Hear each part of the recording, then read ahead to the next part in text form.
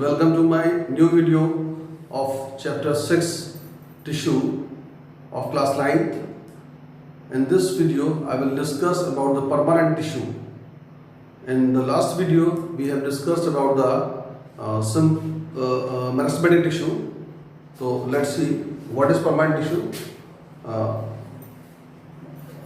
ऐसे टिश्यू जो डिवीज़न की कैपेसिटी लूज कर देते हैं. जैसे आपने मेरिस्टेमेटिक टिश्यू पढ़ा था, तो मेरिस्टेमेटिक टिश्यू वो टिश्यू होते हैं जिनमें रैपिड डिवीजन की या तेज़ी से डिवीजन की क्षमता होती है, उन्हें मेरिस्टेमेटिक टिश्यू कहते हैं.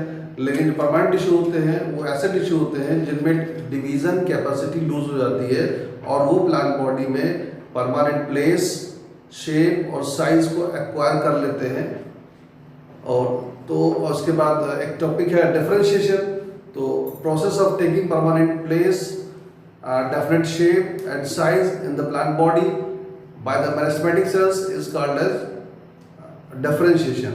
मतलब मेरिस्टेमेटिक टिश्यू का परमानेंट टिश्यू बनना, this is differentiation.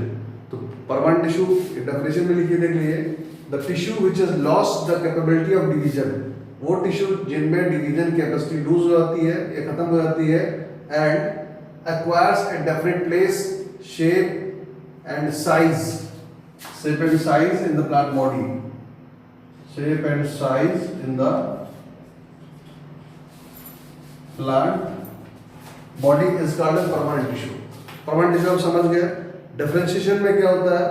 Process of taking permanent place, shape and size by the meristematic cells to form permanent tissue in the plant body is called differentiation. तो meristematic tissue का permanent tissue में बदल जाना, this is differentiation.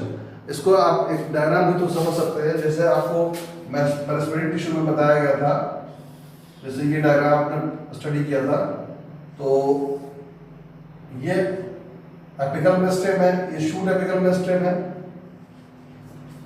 तो यहाँ की sales rapidly division करती हैं, लेकिन इनके डिवीजन से बनने के बाद यहाँ पे डिवीजन में सेल बनती है और ये सेल बनाकर नीचे की ओर पुश करती रहती है.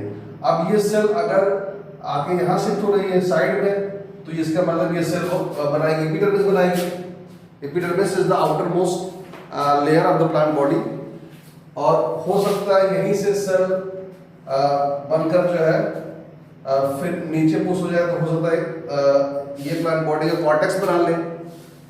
तो प्लांट बॉडी में मेरिस्टेमेटिक सेल्स जो है वो मॉडिफाई होके जो प्लांट बॉडी का पार्ट बन जाती है और प्लांट बॉडी में परमानेंट प्लेस, शेप और साइज को एक्वायर कर लेती हैं. इसको डिफरेंशिएशन कहते हैं. अब हम बात करेंगे परमानेंट टिश्यू के टाइप की बात हो रही है. तो परमानेंट टिश्यू दो तरह का होता है, सिंपल परमानेंट टिश्यू और कॉम्प्लेक्स परमानेंट टिश्यू.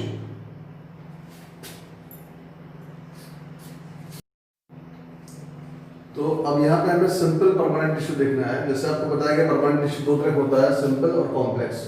तो सिंपल परमानेंट टिश्यू जो होता है जो केवल एक ही प्रकार की सेल से बना होता है, और कॉम्प्लेक्स परमानेंट टिश्यू वो होते हैं जो मतलब एक से अधिक प्रकार की सेल से बना होता है. या complex tissue are those tissue which are made up of more than one type of sales.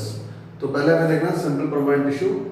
This tissue is made up of similar type of cells, मतलब एक ही प्रकार की सेल्स का बना होता है. ये फॉलोइंग टाइप के होते हैं: parenchyma, collenchyma, chlorenchyma, aerenchyma, sclerenchyma and epidermis. Epidermis हालांकि इससे अलग है, लेकिन चूंकि ये मतलब परमानेंट टिश्यू में ही आएगा, इसलिए इसको भी इसी में डाल दिया गया है.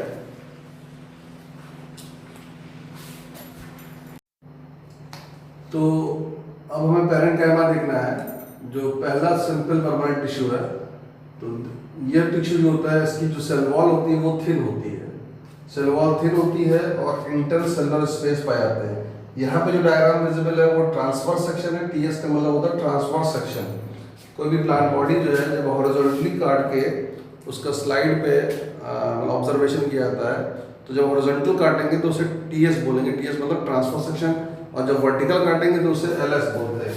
यह एक ही टिश्यू के दो व्यू है. आपको ये लॉन्गिट्यूडनल सेक्शन है, मतलब लंबा काटा गया है, और इसको हॉरिजॉन्टली काट के दिखाया गया है. तो यहाँ पे पैरेन्काइमा की पहचान ये होती है कि सेल वॉल थिन होती है, इंटरसेलुलर स्पेसेस पाए जाते हैं. This tissue is made up of thin walled cells. Each cell contains a nucleus. हर सेल में एक न्यूक्लियस आपको दिख रहा है. वैक्यूल होती है, देखिए यहाँ पे उसमें तो वैक्यूल नहीं दिखाया गया, लेकिन वैक्यूल होती है, इस तरह की वैक्यूल आप बना सकते हैं। लेकिन वैक्यूल बनाएंगे तो न्यूक्लियस उसके साइड में होगा मोस्टली। तो इसमें ना देखें, इसमें न्यूक्लियस बना दिया गया है। इस डायग्राम को एलएस में देखें, ये सेंट्रल में पूरा वैक्यूल है, और वैक्यूल जो होता है आपको जब वैक्यूल सेल में पढ़ाया गया था तो बताया गया था कि प्लांट सेल में वैक्यूल जो होती है 50 to 90% of the cell volume occupy कर लेती है, मतलब 50 से 90% सेल का जो वॉल्यूम होता है वो वैक्यूल ऑक्यूपाई करती है। वो आपको यहाँ पे दिख रहा है कि पूरी सेल को वैक्यूल ने घेर रखा है, और जो है वैक्यूल और सेल वॉल के बीच में ये सेल वॉल है, वैक्यूल और सेल वॉल के बीच में जो ये फ्लूइड भरा हुआ है इसको बोलते हैं साइटोप्लाज्म। ये क्या है? साइटोप्लाज्म। तो क्या लिखा हुआ है? Each cell contains a nucleus, vacuole and cytoplasm. Cells are loosely packed, मतलब लूजली पैक्ड होती है, और and intercellular spaces are present, और इंटरसेलुलर स्पेसेस प्रेजेंट होते हैं। यहाँ पर आपको दिख रहा है इंटरसेलुलर स्पेस, सेल्स के बीच में स्पेस है।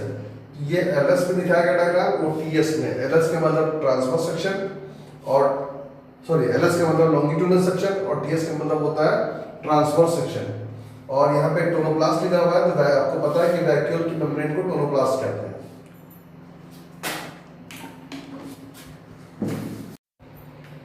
तो हमें यहाँ पे अब इसकी पैरेन्काइमा की लोकेशन देखनी है, क्योंकि फंक्शन आपको बता दिया गया। हाँ, पहले फंक्शन भी समझ लीजिए। पैरेन्काइमा का फंक्शन क्या होता है? पैरेन्काइमा जो होती है वो फूड और वाटर स्टोर करती है, फूड या न्यूट्रिएंट कह सकते हैं, उसका स्टोरेज का काम करती है, और साथ में कुछ स्ट्रेंथ भी प्रोवाइड करती है या सपोर्ट प्रोवाइड करती है प्लांट बॉडी को। अब इसकी लोकेशन की बात करेंगे, it is located in the cortex and pith region of the plant. Plant के कॉर्टेक्स रीजन और पिथ रीजन पे आता है। तो कॉर्टेक्स और पिथ, ये प्लांट बॉडी में कुछ टिश्यूज के नेम है, कॉर्टेक्स और पिथ, उसको आप देख सकते हैं डायग्राम देखो। जैसे यहाँ पे एक टीएस हम बना रहे हैं, टीएस का मतलब होता है किसी प्लांट बॉडी का ट्रांसवर्स सेक्शन। तो मेरे स्टेम का मान लीजिए ये है, तो स्टेम के आउटर मोस्ट लेयर ये एपिडर्मिस है, ये एपिडर्मिस जो है वन सेल लेयर होती है। तो एपिडर्मिस होती है, टीएस काटने पर ये one cell thick layer epidermis है, और सेंटर में होता है इसका वैस्कुलर टिश्यू, और वैस्कुलर टिश्यू के बाहर होता है एक वन सेल थिक लेयर, ये एंडोडर्मिस है। इसको एंडोडर्मिस लेवल कर सकते हो आप, ये एंडोडर्मिस हो गया। अब इसके अंदर वैस्कुलर टिश्यू पाया जाता है। वैस्कुलर टिश्यू मतलब जाइलम फ्लोएम पाया जाता है। जाइलम फ्लोएम कॉम्प्लेक्स टिश्यू है जो आगे डिस्कस करेंगे। तो कभी कभी क्या होता है कि जाइलम फ्लोएम जो सॉलिड टिश्यू होते हैं उनके बीच में कुछ पैरेन्काइमा टिश्यू पाया जाता है। तो ये अगर ये बीच में पैरेन्काइमा टिश्यू है तो इस पैरेन्काइमा टिश्यू को बोलते हैं पिथ बोलते हैं, पिथ। तो इस सेंट्रल टिश्यू को पिथ बोलते हैं, और पिथ के बाहर ये इसका वैस्कुलर टिश्यू हो गया। वैस्कुलर टिश्यू मतलब xylem phloem, xylem and phloem है, इसी में आप मान सकते हो। और इसके बाहर जो है वो एंडोडर्मिस है, endodermis. Outer most layer epidermis, उसके अंदर सब मतलब वैस्कुलर टिश्यू के चारों ओर एंडोडर्मिस होती है, और सेंट्रल में कभी कभी जो है पैरेन्काइमा टिश्यू पाया जाता है, उसको पिथ बोलते हैं। और एंडोडर्मिस और एपिडर्मिस के बीच में जो रीजन है ये भी पैरेन्काइमा सेल्स का बना होता है, इसको कॉर्टेक्स बोलते हैं। ये कॉर्टेक्स सभी प्लांट टिश्यू में मतलब स्टेम में या रूट में पाया जाता है। एपिडर्मिस के जस्ट नीचे का जो पैरेन्काइमा टिश्यू वाला रीजन होता है इसको कॉर्टेक्स बोलते हैं। तो कॉर्टेक्स भी पैरेन्काइमा टिश्यू का बना होता है, और पिथ भी पैरेन्काइमा टिश्यू का बना होता है। लेकिन पिथ जो होता है वो सबसे सेंटर में, मतलब वैस्कुलर टिश्यू के सेंटर में एकदम पिथ पाया जाता है। अगर प्लांट सभी प्लांट पिथ होता नहीं है, कुछ में होता है कुछ में नहीं होता है। चलिए अब हम देखते हैं कोलेनकाइमा टिश्यू की बात करेंगे। देखिए, when the corner of the parenchyma cells are thickened due to deposition of pectin and cellulose, जब पैरेन्काइमा सेल्स के कॉर्नर जो है वो थिक हो जाते हैं पैक्टिन और सेलुलोज के डिपोजिशन के कारण, तो उस पैरेन्काइमा को आप बोल सकते हो कोलेनकाइमा बोलते हैं। The parenchyma is called collenchyma. इसकी लोकेशन की बात करेंगे तो लीफ पेटियोल में और स्टेम में पाया जाता है। लीफ की पेटियोल में पाया जाता है, पेटियोल जानते हैं, जैसे ये लीफ है, पूरी लीफ है, तो लीफ की बॉडी इसको लैमिना बोलते हैं, और ये जो डंठल है इसको पेटियोल बोलते हैं। तो पेटियोल में पाया जाता है, और ये पेटियोल में की प्रेजेंस की वजह से इसमें फ्लेक्सिबिलिटी पाई जाती है, पूरी लीफ जो हवा के संपर्क में आने से हिलती डुलती रहती है। अब बात करें स्टेम में कोलेनकाइमा कहाँ पाया जाता है, तो जैसे कभी कभी क्या होता है एपिडर्मिस के नीचे जो है एक लेयर और बन जाती है, तो उसको हाइपोडर्मिस बोलते हैं। तो हाइपोडर्मिस को बनाने का काम भी कोलेनकाइमा करता है। किसी किसी स्टेम में एपिडर्मिस के नीचे एक लेयर और होती है, उसको बोलते हैं हाइपोडर्मिस। तो हाइपोडर्मिस कौन बनाता है, कोलेनकाइमा बनाता है, हाइपोडर्मिस। तो लोकेशन क्लियर हो गई, लोकेशन होता है लीफ पेट्यूल है, स्टेम पे आता है, स्टेम में क्या होता है हाइपोडर्मिस, मतलब कॉर्टेक्स के ऊपर और एपिडर्मिस के नीचे। फिर फंक्शन की बात करेंगे, provide mechanical support, mechanical strength and flexibility to the plant, मतलब प्लांट बॉडी को स्ट्रेंथ प्रोवाइड करता है और फ्लेक्सिबिलिटी प्रोवाइड करता है। अब हम डायग्राम के थ्रू जो है कोलेनकाइमा को समझेंगे। ये डायग्राम टीएस है और ये डायग्राम एलएस है। टीएस का मतलब ट्रांसवर्स सेक्शन, एलएस का मतलब लॉन्गिट्यूडिनल सेक्शन। तो कोलेनकाइमा में बताया गया था कि सेल के कॉर्नर पर सेल वॉल जो है वो थिक हो जाती है due to deposition of pectin and cellulose. Pectin और सेलुलोज के डिपोजिशन से कॉर्नर जो सेल कॉर्नर जो है वो थिकेंड हो जाते हैं। ये पूरे टिश्यू में आप सभी सेल से कॉर्नर पे ये थिकनिंग देख रहे हैं, आप ये मोटापन जो देख रहे हैं, ये यहाँ पर पैक्टिन और सेलुलोज ये केमिकल्स हैं जो डिपॉजिट हो जाते हैं, उससे सेल वॉल थिक हो जाती है और ये थिकनिंग इसको स्ट्रेंथ प्रोवाइड करती है। तो ये टीएस में आप देख रहे हैं, इसमें हर सेल में एक वैक्यूल दिख रही है, साइटोप्लाज्म दिख रहा है, हर सेल में न्यूक्लियस दिख रहा है। इंटरसेलुलर स्पेस भी है लेकिन कम है पैरेन्काइमा की कंपैरिजन में। ये एलएस में देख लें लॉन्गिट्यूडिनल सेक्शन में, यहाँ पर भी वही चीज है, सेल के कॉर्नर पर लिग्निन जमा है, पैक्टिन और सेलुलोज जमा है, उससे सेल के कॉर्नर जो है वो थिकेंड हो जाते हैं। प्लस ये वैक्यूल आपको दिख रहे हैं, वैक्यूल के बाहर साइटोप्लाज्म और एक न्यूक्लियस, हर सेल में एक न्यूक्लियस है, यहाँ भी न्यूक्लियस है, यहाँ भी न्यूक्लियस है, न्यूक्लियस है। इस तरह से ये एलएस है कोलेनकाइमा का और ये टीएस वाला डायग्राम है।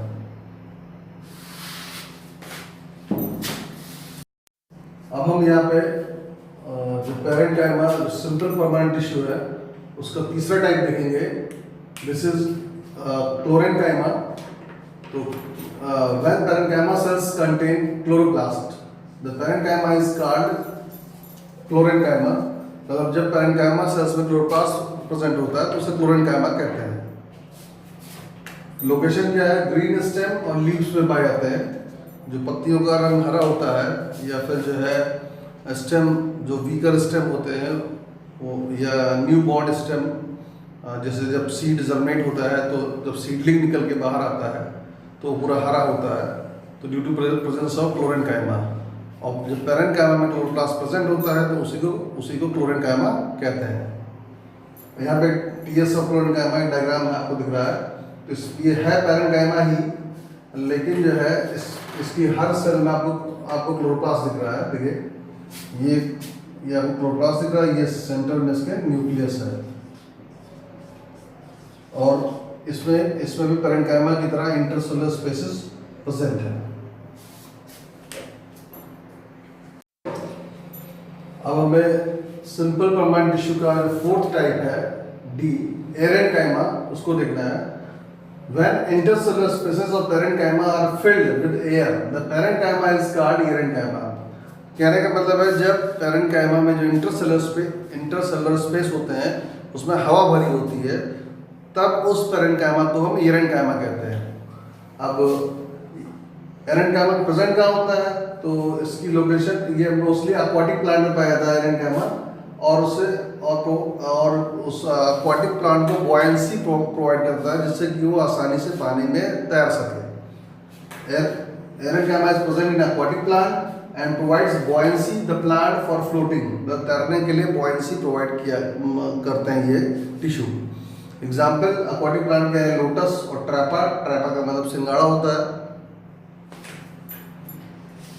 अब हम सिंपल परमानेंट टिश्यू का fifth part that is the sclerenchyma के बारे में डिस्कस करेंगे। तो देखना क्या है कि cells of sclerenchyma are elongated, मतलब इलोंगेटेड का मतलब लंबी लंबी सेल्स होती है, एंड स्पिंडल शेप होती है। मतलब स्पिंडल शेप का मतलब ये शेप होता है, एंड जो होता है नैरो होता है और बीच में वाइडर होती है, उसको स्पिंडल शेप बोलते हैं। सर मतलब स्क्लेरेनकाइमा की जो सेल्स होती हैं वो इलोंगेटेड और स्पिंडल शेप होती हैं। Cell walls are thickened due to deposition of lignin in the entire cell wall. पूरी सेल वॉल मोटी हो जाती है क्योंकि अंदर की ओर एक केमिकल भरा होता है, उसको हम लिग्निन बोलते हैं अंदर की ओर। तो जब लिग्निन अंदर सेल में भर जाएगा तो सेल वॉल थिक हो जाती है। तो सेल वॉल थिक होने से अंदर का जो जगह है वो कम हो जाता है और अंदर की जगह को ल्यूमेन बोलते हैं। ठीक है, तो पूरी सेल वॉल थिकेंड होती है due to deposition of lignin in the entire cell wall. पूरी सेल वॉल में लिग्निन जमा हो जाता है। Lumen of cell is reduced due to lignin, और लिग्निन की वजह से अंदर की जगह वो कम हो जाती है, therefore they are dead cell. तो अंदर जब लिग्निन जमा हो जाएगा तो साइटोप्लाज्म और न्यूक्लियस बिल्कुल खत्म हो जाते हैं, इसलिए ये स्क्लेरोकाइमा जो होती है ये डेड सेल्स होती हैं। फंक्शन क्या होता है? They provide mechanical strength to the plant body. Plant body को मैकेनिकल स्ट्रेंथ प्रोवाइड करते हैं। लिग्निन को डिफाइन किया गया है, it is a cementing material to harden the cell wall. एक सीमेंटिंग मटेरियल होता है, सीमेंट मतलब जोड़ने के लिए, और जो कि सेल को हार्डन मतलब मजबूत कर देता है या कठोर बना देता है। स्क्लेरोकाइमा की लोकेशन देख लेते हैं कि कहाँ कहाँ प्रेजेंट होता है। तो it is present in the stem. Stem में पाया जाता है around the vascular bundle. Vascular bundle मतलब जाइलम और फ्लोएम को मिलाकर वैस्कुलर बंडल कहते हैं। तो वैस्कुलर बंडल के चारों ये पाया जाता है। In the veins of the leaf when आप समझ रहे हो, जैसे ये लीफ है और ये इसको मिडरिप बोलते हैं। मिडरिप में मिडवीन रन करती है। ऐसे और जो साइड्स ये इसको मिडवीन बोलते हैं, बीच वाले पार्ट को लीफ के जो वर्टिकली रन कर रहा है, और उसके साइड में जो ब्रांचेज है वो इसके साइड वीन है। तो साइड वीन में भी स्क्लेरोकाइमा टिश्यू पाया जाता है। और साथ में in the hard covering of seed and nuts. तो सीड का जो सीड कोट होता है, किसी भी सीड का सीड कोट होता है उसमें स्क्लेरोकाइमा प्रेजेंट होता है। और साथ में नट्स की बात करेंगे, जैसे आलमंड हो गया, नट्स हो गए। तो नट्स में जैसे वॉलनट आता है यानी अखरोट, तो जो अखरोट की जो कवरिंग होती है उस पर भी स्क्लेरोकाइमा पाया जाता है। आलमंड की बात की गई थी, आलमंड को क्या बोलते, बादाम बोलते हैं। तो जो बादाम की जो कवरिंग होती है उसमें भी स्क्लेरोकाइमा प्रेजेंट होता है। ऐसे बहुत सारे एग्जाम्पल है।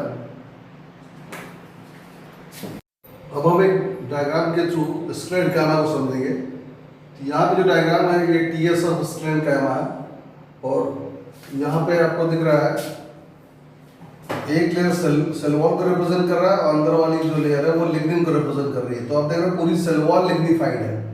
अब बीच बीच में पोर्स आपको दिख रहे हैं, जिनको सिंपल पिट्स बोलते हैं। और तो ये इस डायग्राम से आपको क्लियर हो गया है कि स्क्लेरोकाइमा अंदर का ल्यूमेन कम हो गया है ड्यू टू लिग्निन, और साइटोप्लाज्म भी नहीं रहता है, इसलिए इनको डेड टिश्यू कंसीडर किया जाता है स्क्लेरोकाइमा को। यहाँ पे एक सेल है, इलांगेटेड सेल आपको दिख रही है। ठीक है, तो यहाँ पे ये सेल वॉल हो गया, अंदर कोई जो सेकेंड लेयर दिख रही है दैट इज लिग्निन, तो इसको लिग्निफाइड सेल वॉल कह सकते हैं। और अंदर का ल्यूमेन कम है, इसलिए यहाँ पे लिखा हुआ है नैरो ल्यूमेन।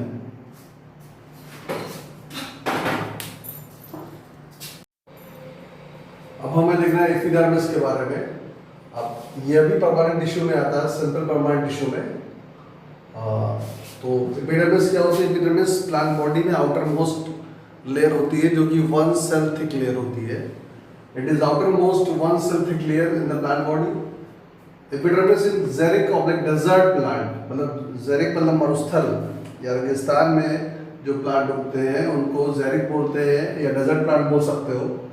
में भी थिक, मोटी हो सकती है या मोटी होती है, एंड मल्टी लेयर्ड, और मल्टी लेयर्ड एपिडर्मिस होती है टू प्रिवेंट ट्रांसपिरेशन। ट्रांसपिरेशन को रोकने के लिए एपिडर्मिस जो होती है मल्टी लेयर्ड होती है। ट्रांसपिरेशन क्या होता है? Removal of excess water from the aerial part of the plant in the form of water vapour is called as transpiration. मतलब प्लांट बॉडी के एरियल पार्ट से वाटर का वेपर फॉर्म में निकल जाना, दिस इज ट्रांसपिरेशन। तो transpiration को रोकने के लिए ज़ेरिक प्लांट में एपिडर्मिस मोटी होती है और मल्टी लेयर्ड होती है। Normally epidermis 1 cell thick layer है। अब बात करें क्यूटिकल क्या है? It is thick waxy non cellular layer over the epidermis.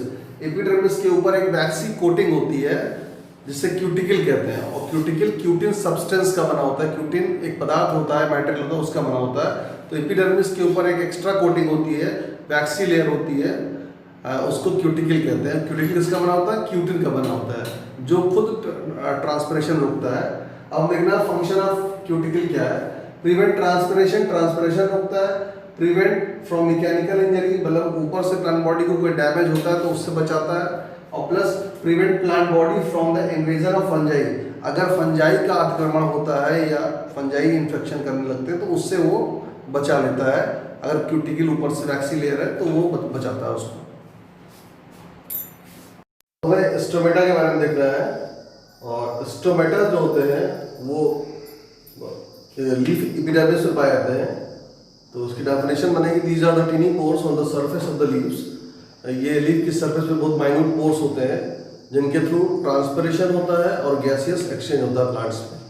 और ये स्टोमेटा जो बनते हैं वो मॉडिफाइड एपिडर्मल सेल्स होती हैं, मतलब लीफ की एपिडर्मिस की जो सेल्स होती हैं उन्हीं के मॉडिफिकेशन से या रूपांतरण से बनता है। तो अब यहाँ पे टर्म लिखा हुआ स्टोमा। स्टोमा जो वर्ड है वो स्टोमेटा का सिमिलर टर्म है, जो स्टोमेटा प्लूरल टर्म है, इसीलिए डेफिनेशन है, these are tiny pores on the leaf surface, they help in transpiration and gaseous exchange.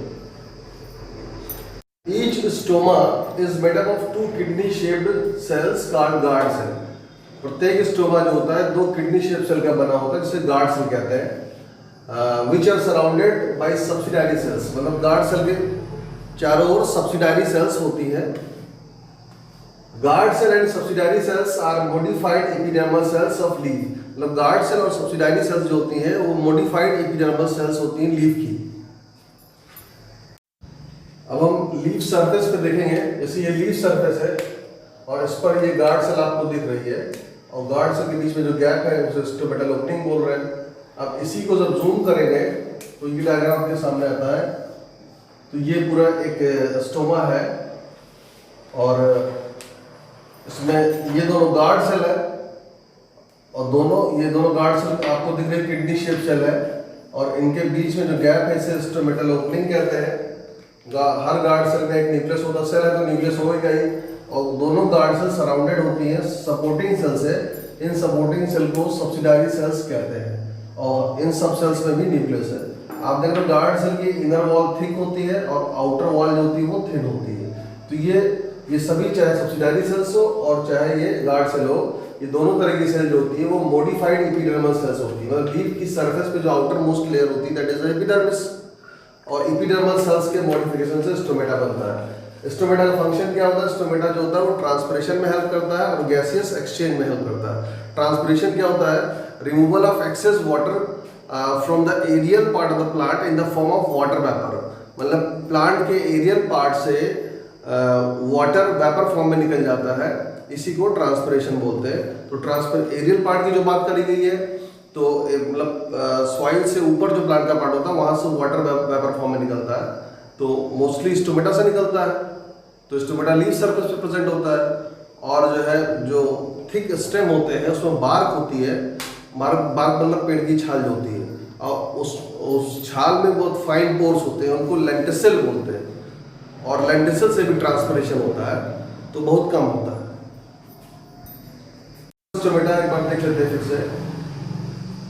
They help in transpiration and gaseous exchange during respiration and photosynthesis, मतलब transpiration में help करते हैं plus gases exchange में help करते हैं। Gases exchange की जरूरत कहाँ पड़ती है? जब फोटोसिंथेसिस होता है तो उसमें प्लांट जो होते हैं वो ऑक्सीजन एमिट करते हैं, बाहर निकालते हैं और CO2 लेते हैं, तो यहाँ पर गैस एक्सचेंज हुआ। और जब रेस्पिरेशन करते हैं तो रेस्पिरेशन के लिए प्लांट को ऑक्सीजन रिक्वायर्ड होती है, तो एटमॉस्फेयर से ऑक्सीजन लेते भी हैं और जो है और साथ में CO2 जो है वो एमिट होती है, क्योंकि रेस्पिरेशन में ग्लूकोज का ब्रेकडाउन होता है। रेस्पिरेशन में ग्लूकोज का ब्रेकडाउन होता है, CO2H2 बनता है, तो CO2 बाहर निकल जाती है। इस तरह से गैसेस एक्सचेंज होता है दोनों ही प्रोसेस में, चाहे फोटोसिंथेसिस हो रही हो चाहे वो रेस्पिरेशन हो रहा हो। ठीक है, अब ट्रांसपिरेशन को पहले बता चुके हैं, यहाँ पर डेफिनेशन भी लिखी हुई है। Removal of excess water in the form of water vapour through the aerial part of the plant is called transpiration. अब हमें रूट हेयर देखना है। रूट हेयर जो होते हैं वो फाइन प्रोजेक्शन होते हैं एपिडर्मल सेल्स के, मतलब रूट की जो एपिडर्मिस होती है तो उसी के फाइन प्रोजेक्शन होते हैं या हेयर लाइक स्ट्रक्चर होते हैं जो रूट का सरफेस एरिया बढ़ा देते हैं वाटर और मिनरल एब्जॉर्प्शन के लिए फ्रॉम द सॉइल से वाटर और मिनरल एब्जॉर्प्शन के लिए रूट का सरफेस एरिया बढ़ाते हैं। ये फाइन हेयर होते हैं। अब हम देखना ये एक ट्रांसवर्स सेक्शन है, हॉरिजॉन्टल सेक्शन है रूट का। तो इसमें ये outermost layer 1 cell thick layer आपको दिख रही है, दैट इज द मतलब एक सेल मोटी लेयर है ये एपिडर्मिस, इसको लेबल किया गया एपिडर्मिस। और एपिडर्मल सेल्स के मॉडिफिकेशन, ये एपिडर्मल सेल का ये प्रोजेक्शन आपको दिख रहा है, ये आउटग्रोथ दिख रही है, इसी को रूट हेयर बोलते हैं। और यही रूट का सरफेस एरिया बढ़ाते हैं वाटर और मिनरल एब्जॉर्प्शन के लिए सॉइल से। ठीक है, अब चूंकि टीएस दिखाया गया है तो एपिडर्मिस के जब अंदर आएंगे हम तो यहाँ पे ये जो जोन दिख रहा है आपको, ये कॉर्टेक्स जोन है। कॉर्टेक्स आपको पहले बताया गया था कि ये पैरेन्काइमा सेल्स का बना होता है। फिर कॉर्टेक्स के अंदर की ओर एक सेल 1 सेल थिक लेयर है, दैट इज द एंडोडर्मिस। और एंडोडर्मिस के नीचे जो और अंदर की होता है वो वैस्कुलर टिश्यू होते हैं। और वैस्कुलर टिश्यू जो होता है वो जाइलम और फ्लोएम का बना होता है। वैस्कुलर टिश्यू जाइलम और फ्लोएम का बना होता है, जो ये मतलब प्लांट बॉडी के सेंट्रल पार्ट पाया जाता है। ये पूरा वैस्कुलर टिश्यू हो गया। अब हमें देखना है कि यहाँ पे जो कॉर्टिकल रीजन में एक स्ट्रिप आपको रन करती दिखाई पड़ रही है, एक पट्टी दिख रही है, सेल्स की पट्टी है। इसको हम लैटरल मेरिस्टेम बोल सकते हैं या फिर सेकेंडरी मेरिस्टेम बोल सकते हैं या फिर कॉर कैम्बियम बोलते हैं। होता क्या, ये रूट में भी पाया जाता है और स्टेम में पाया जाता है। आपको मेरिस्टेमेटिक टिश्यू में बताया गया था कि जो है लैटरल मेरिस्टेम जो होता है स्टेम और रूट की जो गर्थ है उसको बढ़ाने के लिए रिस्पॉन्सिबल, गर्थ मतलब मोटाई बढ़ाने के लिए रिस्पॉन्सिबल होता है। होता क्या, ये जो कॉर कैम्बियम है ये सेल्स को बना बनाकर बाहर की और अंदर की ओर दोनों की ओर पुश करता रहता है और बना बनाकर बाहर की छोड़ता रहता है अंदर की ओर भी, जिससे इसका डायमीटर बढ़ता चला जाता है। अब हमें एक स्टेम को लॉन्गिट्यूडनल सेक्शन देखना है। तो इस लॉन्गिट्यूडनल सेक्शन से हम जो है अच्छा पहले आपको समझना है कि लॉन्गिट्यूडनल सेक्शन होता क्या है। किसी भी स्टेम को वर्टिकली काटने पर जो व्यू सामने आता है that is the longitudinal section, या वर्टिकल सेक्शन भी कह सकते हैं इसको। तो इसमें इस सेक्शन को दिखाने का मोटिव ये है कि अब हमें समझना है कॉर्क क्या होती है या कॉर्क या बार्क क्या होता है। ठीक है, तो इसमें आप पहले डायग्राम समझते हैं। तो इसमें आप देख लें कि ये लंबा काटा गया है, तो इस तरफ ये एपिडर्मिस है और इस तरफ भी आपको एपिडर्मिस दिखाई पड़ रही है। मतलब epidermis is the outer most 1 cell thick layer. अब एपिडर्मिस के जब अंदर आएंगे तो यहाँ पे एक कॉर्टिकल रीजन कॉर्टेक्स दिख रहा है, इधर भी कॉर्टेक्स दिख रहा है। तो कॉर्टेक्स में पैरेन्काइमा सेल्स पाई जाती हैं। अब कॉर्टेक्स से जब और अंदर चल रहे हैं तो दोनों तरफ से आपको 1 सेल थिक लेयर दिख रही है, दैट इज एंडोडर्मिस इस तरफ से और एंडोडर्मिस इस तरफ से दिख रही है। और एंडोडर्मिस के अंदर की ओर जो एक वर्टिकल टिश्यू आपको दिख रहा है that is a vascular tissue, and vascular tissue is made up of xylem phloem which is a conducting tissue and transport water and minerals, water minerals and food. मतलब but xylem transport water and mineral and phloem transport food. तो ये vascular tissue centre में पाया जाता है। और उसके बाद जब हम कॉर्टेक्स रीजन में आते हैं तो एक पतली सी स्ट्रिप आपको कॉर्टेक्स रीजन दिखाई पड़ रही है, सेल्स की बड़ी स्ट्रिप है, that is a lateral meristem. इसको आप लैटरल मेरिस्टेम बोलते हो या फिर इसको सेकेंडरी मेरिस्टेम कह सकते हो या फिर इसको कॉर कैम्बियम कह सकते हो। तो कैम्बियम की बात करेंगे, कैम्बियम एक मेरिस्टेमेटिक टिश्यू है जो कॉर्टिकल रीजन में पाया जाता है। तो कॉर्टिकल रीजन में अगर पाया जाएगा तो उसे बोलेंगे कॉर कैम्बियम, लेकिन अगर वैस्कुलर रीजन में पाया जाता है तो उसे बोलते हैं वैस्कुलर कैम्बियम बोलते हैं। लेकिन इन सब के बारे में आगे हर क्लास में 11th में आपको पढ़ना है। फिलहाल आपको थोड़ा सा दिखा दे रहे हैं। ये जिस लैटरल मेरिस्टेम आपको जो मेरिस्टेमेटिक टिश्यू हमने पढ़ा था तो वहाँ पे 3 तरह के मेरिस्टेम बताए गए थे, एपिकल, लैटरल और इंटरकैलरी। तो लैटरल मेरिस्टेम आपको बताया गया था स्टेम में और रूट में वर्टिकली पूरी लंबाई पाया जाता है और साइड में पाया जाता है, यानी कि लैटरल पाया जाता है। तो यहाँ पे लैटरल मेरिस्टेम की एक स्ट्रिप दिख रही है। लैटरल मेरिस्टेम बोले चाहे सेकेंडरी मेरिस्टेम बोले चाहे कॉर कैम्बियम बोलिए, मतलब ये मेरिस्टेम रिस्पॉन्सिबल होता है स्टेम और रूट की मोटाई बढ़ाने के लिए रिस्पॉन्सिबल होता है। तो अब हमें देखना कि कैसे मोटाई बढ़ाता है। तो अब हमें लैटरल मेरिस्टेम देखना है कि लैटरल मेरिस्टेम की मोटाई को कैसे बढ़ाता है। तो ये जो सेल है ये लगातार सेल्स को बनाती रहती हैं। अब जैसे सेल्स ये बना बना के बना रही हैं, तो ये बाहर की ओर भी सेल बनाती है और अंदर की ओर सेल्स बनाती हैं। तो जो बाहर की ओर जो सेल बना रही होती हैं ये कॉर्क सेल्स होती हैं। कॉर्क सेल क्या होती हैं? कॉर्क सेल जो होती हैं ये सुबेराइज्ड सेल होती हैं। अब सुबेराइज्ड सेल क्या होती हैं? मतलब इन सेल्स में सुबेरिन भरा होता है और ये डेड सेल्स होती हैं और सेल को बनाकर बाहर की ओर पुश करती रहती हैं। तो जब सेल बन बनकर डेड सेल बाहर की ओर जाती रहती हैं, तो जब स्टेम मैच्योर हो जाता है, मतलब पहले तो मोटाई बढ़ रहा है, उसके बाद जब स्टेम काफी पुराना हो जाएगा तो ये सेल एपिडर्मिस को फाड़ कर, एपिडर्मिस ऐसे फट जाती है और फाड़ने के बाद ये जो है एपिडर्मिस फाड़ दिया और उसके बाद ये कॉर्क सेल बाहर डिपॉजिट हो जाती है। और चूंकि डेड सेल्स है तो ये यही कॉर्क सेल जो बनाती है ये बना लेती है बार। जब कॉर्क सेल एपिडर्मिस को रप्चर करके यानी फाड़ कर बाहर आती है तो ये कॉर्क सेल बना देती है। क्या बनाती है? ये कॉर्क सेल्स डेवलप्ड या produced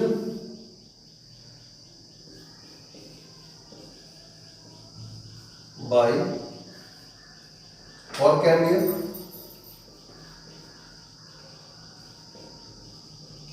produced by cork cambium forming bark in mature stem. In mature stem. But मतलब रूट की बात करेंगे तो रूट में बार्क नहीं बनता है, लेकिन स्टेम में, ओल्ड स्टेम में बार्क फॉर्मेशन होता है। तो यही कॉर्क सेल होती है जो स्टेम में, मोटे स्टेम में जो पपड़ी आपको रहती है उसको हम बार्क बोलते हैं, हिंदी में छाल बोलते हैं। तो बार्क का फॉर्मेशन किससे होता है? कॉर्क सेल से। और कॉर्क सेल कहाँ से आती है? ये लैटरल मेन स्टेम या कॉर्क कैम्बियम से आती है। ठीक है, तो ये कॉर्क कैम्बियम बाहर की सेल बना बनाकर बाहर की पुश करती रहती है। वही सेल बाहर जब जाके जब एपिडर्मिस को फाड़ के बाहर डिपॉजिट होती है तो उससे बन जाता है बार्क बनता है। ठीक है, तो इस तरह से आपको बार्क के बारे में पूरी जानकारी दे दी गई है। अब हम नोट्स के दौरान इसको देख लेते हैं। तो अब जो है कॉर्क के बारे में देखना है।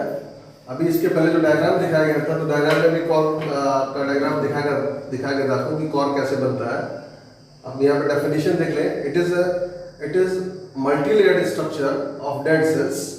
तो ये मल्टीलेयर्ड स्ट्रक्चर होती है डेड सेल की, कंटेनिंग सुबेरिन। मतलब कॉर्क सेल में सुबेरिन भरा होता है। सुबेरिन एक सब्सटेंस है जो वाटर और गैसेस के लिए इम्परवियस होता है, मतलब उसके क्रॉस वाटर और गैस क्रॉस नहीं, आर पार जा नहीं सकती हैं। तो कॉर्क सेल कैसी होती है? डेड सेल्स होती हैं, उसमें सुबेरिन भरा होता है। Cork is developed by the division in the cambium cells of secondary meristem. जैसे आपको दिखाया गया था जो सेकेंडरी मेरिस्टेम की एक कॉर्टिकल रीजन में, कॉर्टेक्स में एक स्ट्रिप थी और वो जब सेल्स बना रही थी तो बाहर की ओर पुश कर रही थी। तो ये बताया गया कि कॉर्क सेल जो होती है वो डेवलप होती है सेकेंडरी मेरिस्टेम से या सेकेंडरी मेरिस्टेम की कैम्बियम सेल से डेवलप होती है, which is present in the cortex region of the stem। तो फिर से देखना है, cork is developed by the division in the cambium cell.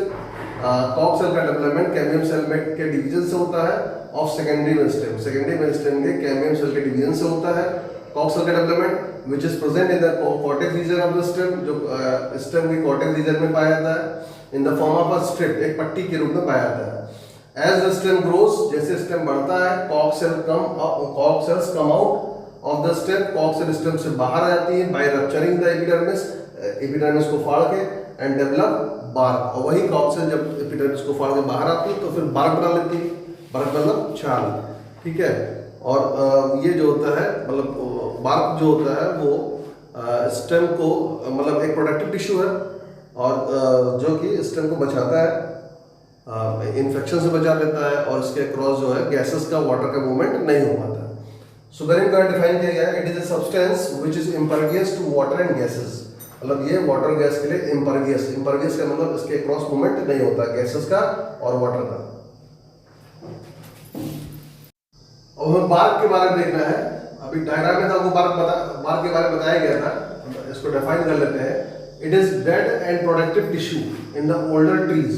मतलब पुराने पेड़ों में जो एज्ड ट्रीज होते हैं उनमें डेड और प्रोटेक्टिव टिश्यू है, मतलब सुरक्षात्मक टिश्यू है। Bark is impervious to water and gases due to suberin. Suberin को पहले भी डिफाइन किया गया था। चूंकि बार्क बनता है कॉक सेल से और कॉक सेल में सुबेरिन होता है, इसीलिए बार्क जो होता है वाटर और गैसेस के लिए इम्परवियस होता है। But some transpiration occur through the bark, लेकिन फिर भी बार्क के थ्रू कुछ ट्रांसपिरेशन हो जाता है due to presence of lenticel. Lenticel क्या होता है? Lenticels are fine pore in the bark. Bark में बहुत फाइन पोर्स होते हैं, उनको लेंटिसल बोलते हैं। तो लेंटिसल से भी ट्रांसपिरेशन होता है, लेकिन ये बहुत कम ट्रांसपिरेशन होता है। लगभग 90% ट्रांसपिरेशन स्टोमेटा से होता है। Such transpiration is called lenticular transpiration. तो अभी आपका जो सिंपल परमानेंट टिश्यू था वो कंप्लीट हो गया, और जो नेक्स्ट है प्लांट टिश्यू में कॉम्प्लेक्स परमानेंट टिश्यू, वो हम नेक्स्ट वीडियो में डिस्कस करेंगे। Till then goodbye, have a great day.